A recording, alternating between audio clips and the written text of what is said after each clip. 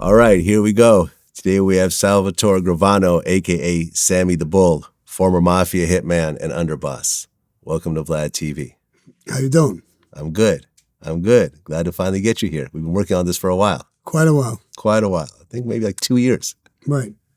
Finally happened. Well, I had a lot of things going on, certain things I couldn't talk about, and I'm still a little bit in that situation, but we put it together. We'll see what happens. Together. All right. It's our first time sitting down. I want to start in the very beginning. So you're born in 1945. Yes. And you grew up in Bensonhurst, Brooklyn. Yes. And both your parents are actually from Sicily. Yes. So what was Bensonhurst like in the 50s and the 60s? A lot of Italian and Jewish people in the neighborhood. It was entrenched with Mafia type of people. When my father came here, he jumped ship in Canada. He was an illegal alien. Families introduced him with my mother. They got married and they stayed in Bensonhurst, Brooklyn, and I had two sisters, and then I was born. I actually had another two, a brother and a sister, but they died before I was even born. They died of pneumonia back then. That's what happened. And then the other two sisters were born, and they lived, and I was born later. Right. And your dad, I guess, was a painter at first? At first, he was a painter. Right. And then I guess the paint started to make him sick? Back then, they used to use lead in the paint. He got lead poisoning, and he couldn't go near paint, and lead was in all the paint. So my mother was a seamstress. She did some work for a Jewish contractor in Manhattan. She was so good at it that he told her, they used to call her Katie, open up a factory in Brooklyn, and I'll give you all the work. If you put together quality work like this. And she talked to my father, and she said, why don't you quit painting, come in with me, and we'll open up a small little factory. I think everybody who was Italian and came from Italy, especially Sicily, was a seamstress. So aunts and all different kinds of people they knew. They put together a factory, and they were in business.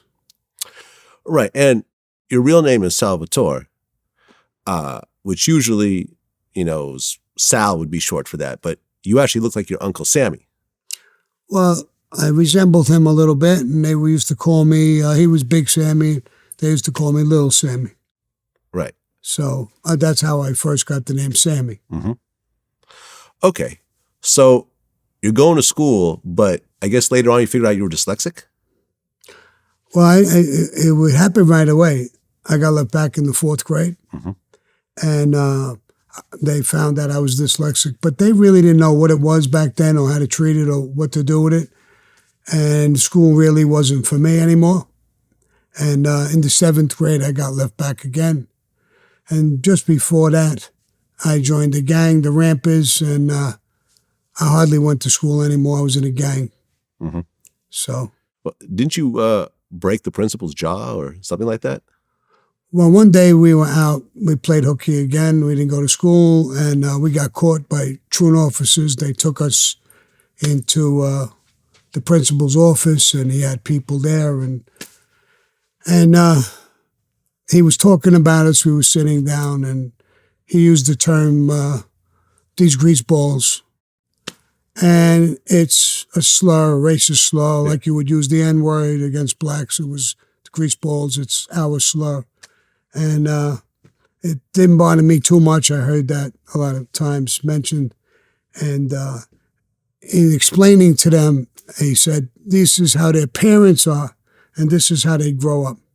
When I heard that, he was like attacking my parents, and the word greaseball again mentioned, it bothered me enough to get up and to tell him it's got nothing to do with my parents, it's got to do with me. I'm playing hooky. I'm a fuck up, and not them. They're legitimate people working hard. And he said the word again, told me to sit the fuck down, and I cracked him a shot, and I wound up breaking his jaw. You were how old? I'm left back twice. I'm probably 14, 15, something like that.